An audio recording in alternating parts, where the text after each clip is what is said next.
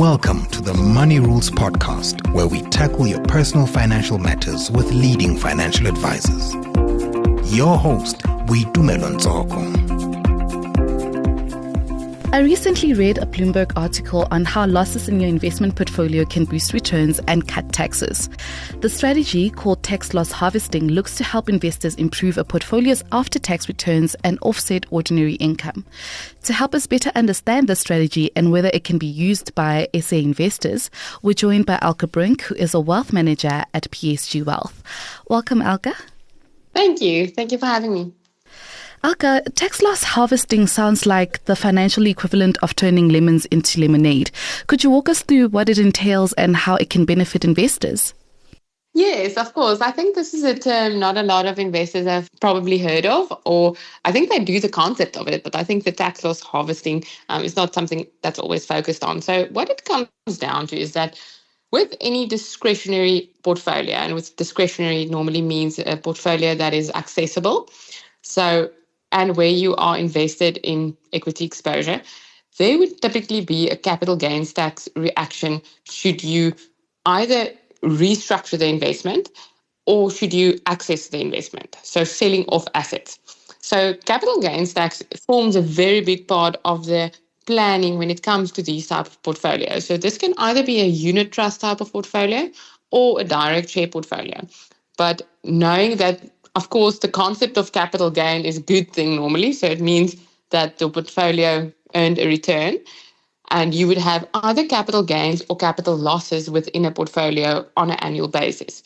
And when you are managing this portfolio, it's important to plan the tax aspect with it. And is this a strategy that investors can implement in some way in SA?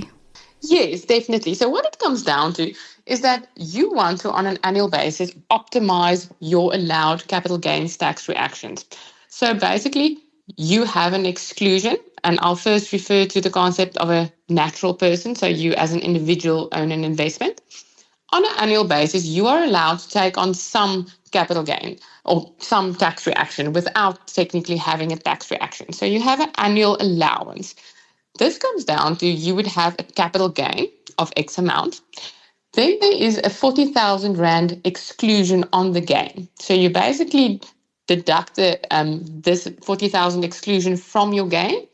And then there's a formula that applies. So there is an inclusion rate of 40% for an individual person, and your marginal rate would also be applied. So there's a formula that's calculated for you to fall within your annual exclusion. So in a large extent, this can be used to plan your restructures in your portfolio to either not incur any tax at all, or what we do is we try to time it correctly with using financial years or with using different components of your portfolio. Let's say there are components that had large gains, but there are also components that had losses. You can use these losses to offset the net effect. And essentially, you want to create a space where within your allowed exclusions that you don't incur tax. What is important to take into account here is that the rules are a little bit different depending on who owns the investment. So for a natural person or an individual person, for example, the concepts I just explained applies. If the investment is structured within a company structure or within a trust, the rules are a little bit different. So there is no annual exclusion. You don't have that for a company or a trust. And the rates are different. So to maybe put it into perspective for an individual person, the effective capital gains tax rate on an annual basis would be around 18%, where for a trust it would be 36%, and for a company it would be closer to 21.6%. So the advice would be slightly different depending on what the entity is. There are other benefits when you use some of the other entities. So let's say it's a company or specifically a trust. Now you have multiple beneficiaries you can work with as well. So let's say the trust has 5 individuals that form part of it. You essentially have 5 different annual exclusions you can use within the structure. So there are a few benefits when you start using the combination of individuals and everyone's individual allowance on an annual basis. Just staying on the capital gains tax exclusion, can you explain how investors can maximize this benefit? Yeah, so what's quite important, and I think in any portfolio that would ultimately have a capital gains tax reaction with time, and how we most typically trigger capital gains tax is normally with one or two things. Either we want to optimize a different type of investment. Let's say you want to buy a different portfolio or a different share. So you essentially need to sell off something to buy something else. Or, for example, you want to decrease your local exposure and increase offshore exposure, again, selling off assets. Or let's say you want to access some of your investment. So you want to withdraw a component of your investment. In all these scenarios, you're going to trigger capital gains tax. So by optimizing this 40,000, firstly, it can always be calculated what the tax effect would be. And let's say it's over and above your annual allowed exclusion. Either you can split your reaction, if I can explain it like that, over more than one financial year to not incur tax. Or you can analyze the whole portfolio and see, and that's where the harvesting concept comes in.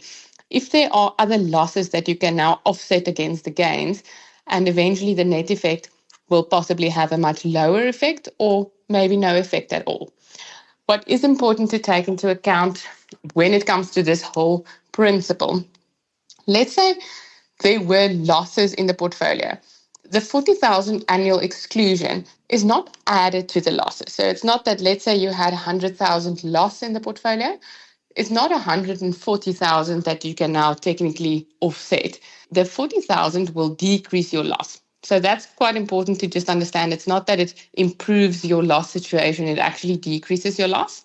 The 40,000 can, on the other side, be deducted from your gain. So let's say you had 100,000 gain in the portfolio. Now we can decrease the gain you earned by the 40,000.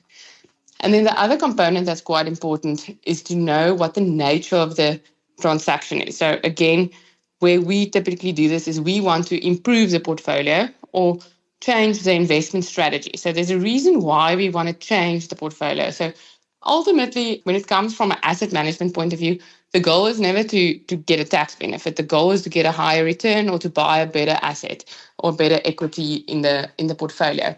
But of course, with it comes tax implications. So what is important in South Africa, and it's referred to as Section 9C, is what is the time frame of your investment? And this applies not only to investments, but also to property or any asset. So if you hold this asset for less than 3 years, it can be seen as income in nature. So it has different tax implications, not a capital gains tax reaction, but an income tax reaction, because it's seen as a shorter term mindset, where the moment it's a longer term investment, and sometimes the 3-year rule here applies, then it's seen as capital in nature. So it's important to understand what are you doing. So it's quite something to be careful of if you, for example, trading too often or too early on in a portfolio, you could have an unwanted tax implication. And what other steps should investors take to implement the strategy effectively? I would always recommend when it comes to managing any portfolio is to firstly know that when it comes to equity exposure or anything that you would possibly have a capital gains tax reaction is knowing what your strategy is from the start. So tax is not always a bad thing. The fact that you have a capital gains tax implication in principle is normally a good thing. It means you earned a positive return on your portfolio. I would always ensure before I make a decision of anything that would be the sale of an asset, so either a rebalance or a withdrawal or anything, is to first know what the capital gains tax reaction would be. Because a lot of investors don't always know there's a capital gains tax reaction should you, for example, withdraw from your investment or switch funds. It's important to know. And when you first calculate it, then you can now also make an informed decision, is it worth it? So let's say we wanted to change the portfolio, but there's a massive capital gains tax reaction. Sometimes switching that portfolio or selling one equity for another is not worth it because the loss is going to be too big. So I would just make an informed analysis of, is the implication you're taking on worth it for the investment strategy you're following? Okay, could you perhaps provide us with a real-life example of how tax loss harvesting can benefit an investor? In principle, I think it's important. Many portfolios, for many investors, the nature of it will be that it's going to be a type of accessible portfolio where we are on an annual basis going to have tax implications. year on year, this portfolio is building up again, hopefully.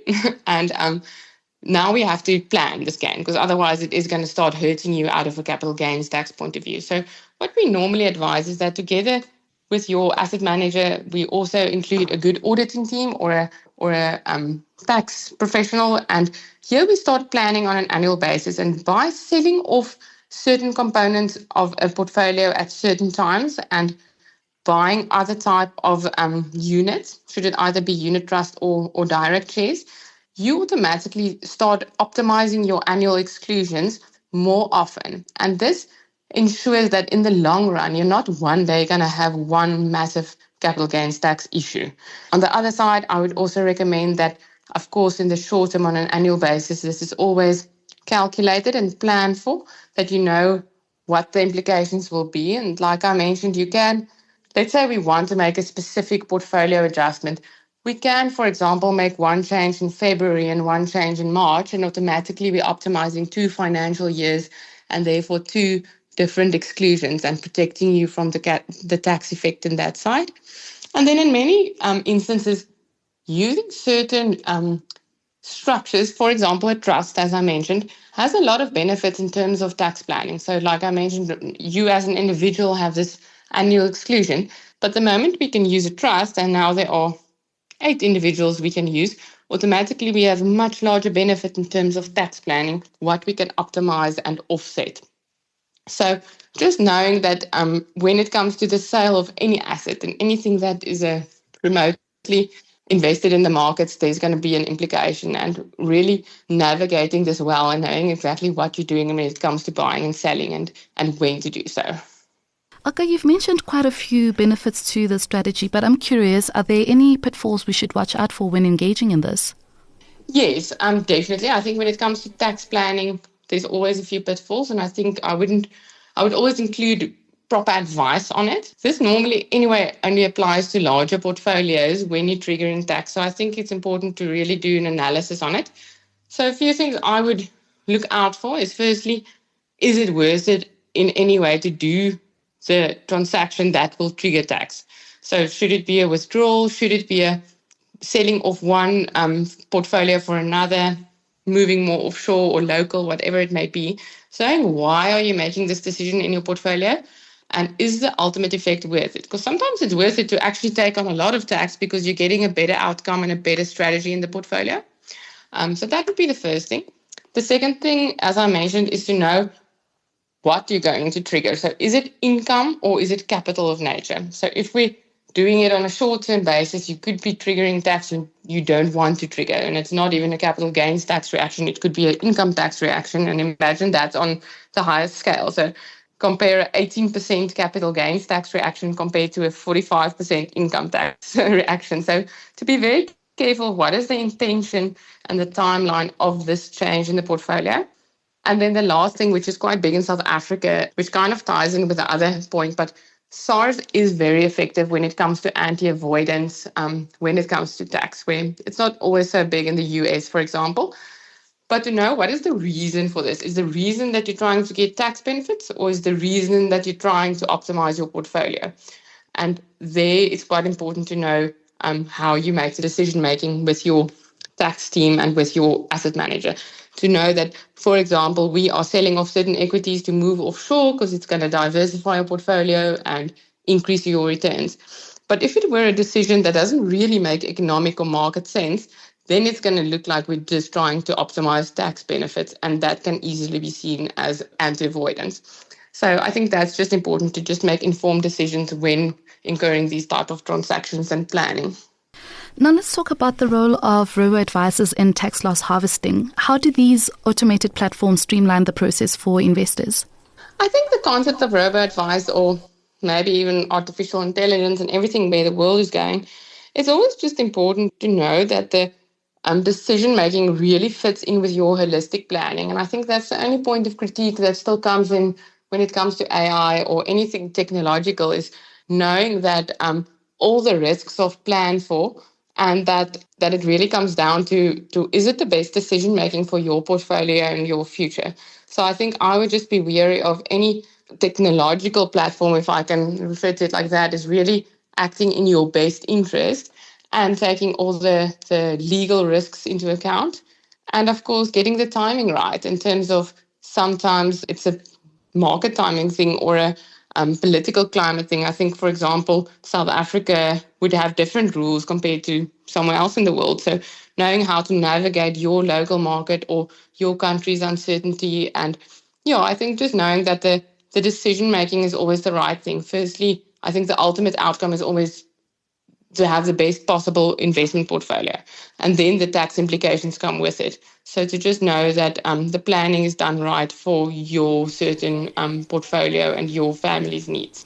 Are there any final tips on how investors can create a tax-efficient investment portfolio that maximizes returns? I think it's important to know with any portfolio, especially when it comes to some of the more accessible funds, and not referring to retirement structures, is that normally it's recommended that you have a few different vehicles in place to optimize all the different tax benefits they provide. So this would typically consist out of, let's maybe refer to the top 3 concepts. And I would definitely recommend for any individual to have a tax-free investment.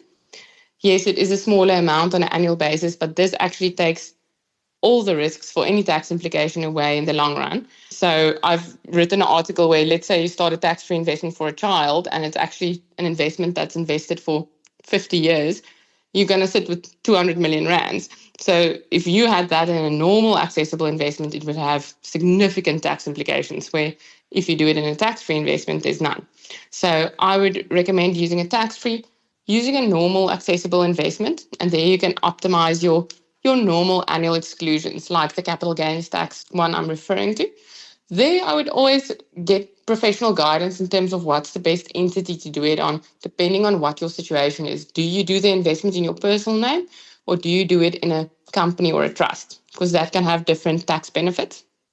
And then the last thing would be to possibly use structures like an endowment or a sinking fund, where you can, to a further extent, not only have a form of continuity planning by being able to nominate beneficiaries, where you don't have to pay estate duty on these investments, but also having the benefit of locking in income tax on 30% and capital gains tax on 12%. So with larger lump sums, this also has an optimal effect within a portfolio.